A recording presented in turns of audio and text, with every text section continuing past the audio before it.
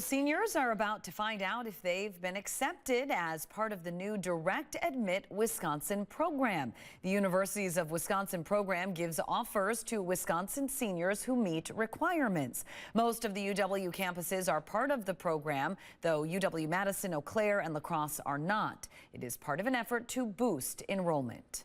We are simply trying to encourage more people and people who might think that students who might think that they are not qualified to attend our universities. If they are directly admitted, we believe that they can, and we will accommodate them with housing and other things as necessary.